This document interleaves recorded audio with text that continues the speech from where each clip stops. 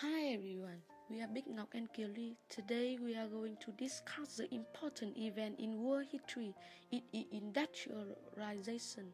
And to understand more about it, we will answer three questions. The first is what is industrialization and industrial revolution. The second one is what did industrialization develop and spread. And the final one is what were social impacts of it. Let's start with part 1. First, industrialization is a process of social and economic change whereby a human society is transformed from a pre-industrial to an industrial state. And industrial revolution were fundamental change in the way goods were produced, from human labor to machine. Here is one simple statistic that sums up it. Before the industrial revolution, about 80% of the world population were engaged in farming to keep itself and the other 20% of people from starving. Today in the USA, less than 1% of people list their occupation as farming. We can see that industrial revolution triggered an enormous leap in industrial production. Coal and steam replaced wind and water as a new source of energy and power to drive labor-saving machines. During the Industrial Revolution, Europe shifted an economy based on agriculture and handicrafts to an economy based on manufacturing by machine and automated factories. Moving on to the second part, we focus on the developments and spread of Industrial Revolution. This revolution began in Great Britain after 1750. To tell you about the origins, it is true that a number of factories in Britain coalesced to produce the Industrial Revolution. Improvements in agricultural practice in the 18th century led to a significant increase in food production. At that time, rapid population growth provided a surplus labor for the new factories. Britain also had a supply of capital for investment in the new industrial machine and the factories. In addition to profits from cheese and cottage industry, Britain possessed an effective central bank and well-developed flexible credit facilities, but capital is not only part of the histories. Britain has a number of individuals who were interested in making profit if the opportunity presented itself. Britain also had supplies of important mineral resources such as coal and iron ore needed in the manufacturing process. It was small and the relatively short distance made transportation non-problematic. Britain government too played a significant role in the process of industrialization. Policemen contributed to the favorable business climate by providing a stable government and passing laws that protected private property. Another aspect of the development of industrial revolution in Great Britain is the investment in new technologies. The invention of flying shuttle which increased the speed of weaving. The next invention is James Hargreaves' spinning jenny, perfected by 1768, allows spinners to produce yarn in greater quantity. What pushed the cotton industry to greater heights of productivity was the invention of steam engine. In the 1760s, James Watt built an engine powered by steam that could pump water from 3 times as quicker as previous engine. In 1782, Watt developed a rotary engine that could turn a shaft and drive machinery. Steam power could be applied to spin and weaving cotton, and cotton mills using steam engines were multiplying across Britain. It is considered as a leap in textile production. One more considerable technological change is the iron industry. Since the Middle Ages, the new high-quality wood iron was used to build the new machine. It was a direct factor contributing to the development of railroads. In 1830, Stephenson open railway lines stretching from Liverpool to Manchester. Within 20 years, locomotive has reached 50 miles per hour. By 1840, Britain has almost 6,000 miles of railroads. It is concluded that the railroads were an important contribution to the development of Industrial Revolution.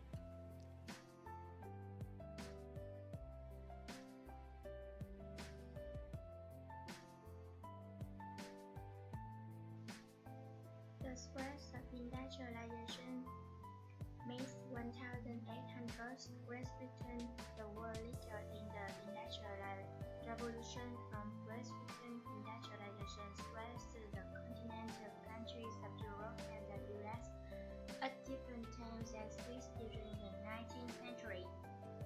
Great Britain attempted to ban the export of its methods and technologies, but this soon failed. In 1812, US industrialized after the wars of 1812. After 1825, France joined the Industrial Revolution following the French Revolution and Napoleonic Wars.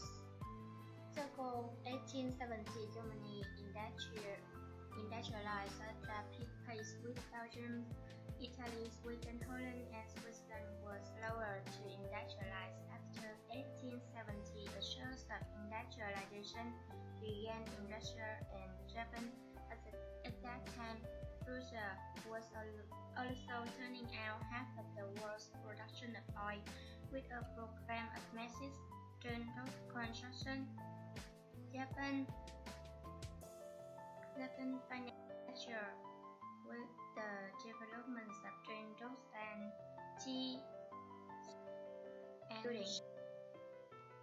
So the third part of industrialization is social impacts. The first one is population growth and urbanization. The second impacts on middle class, and the last one impacts on working. Population growth and urbanization began to increase in 18th century as the pace accelerated dramatically in the 19th. The key to expansion of population was a decline in trade.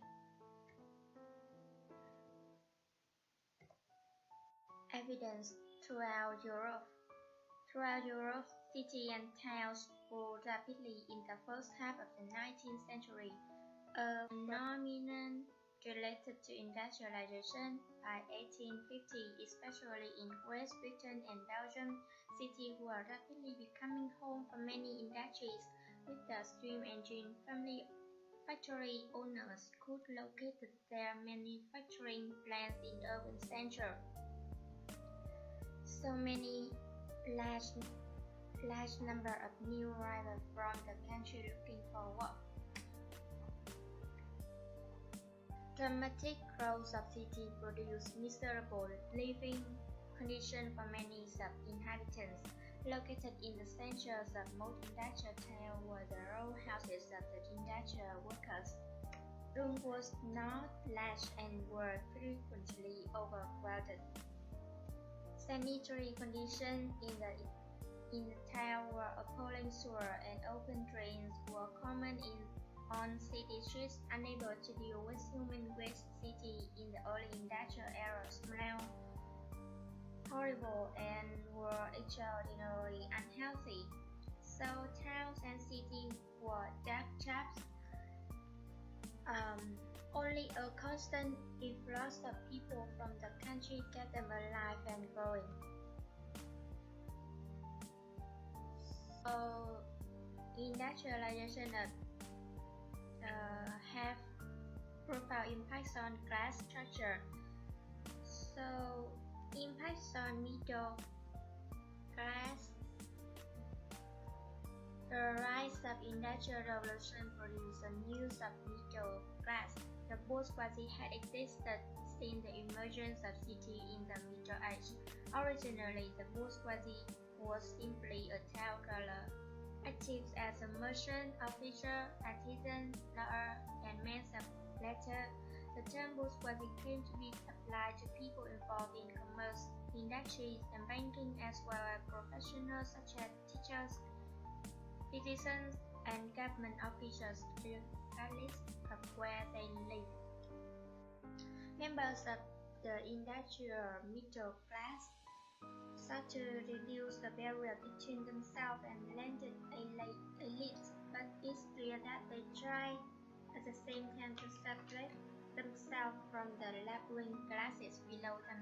The working class were actually a mixture of different groups in the first half of the 19th century, but in the course of that century, factory workers would form an industrial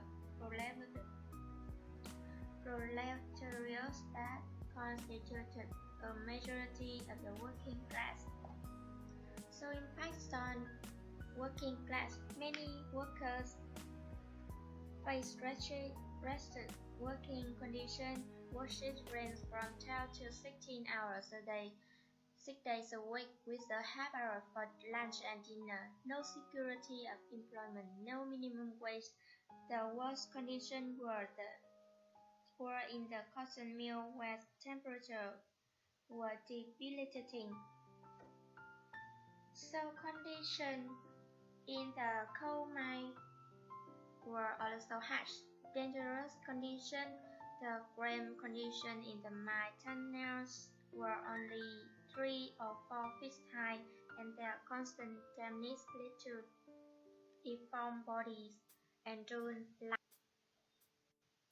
Both children and women worked in the last number in early factories and mines. So children, and especially daughters, were an important economic resource for working class families, as were put to work at a young age between 10 to 40 years to continue to family income.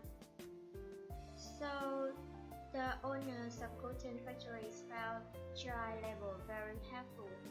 Moreover, children were more easily trained to do factory work.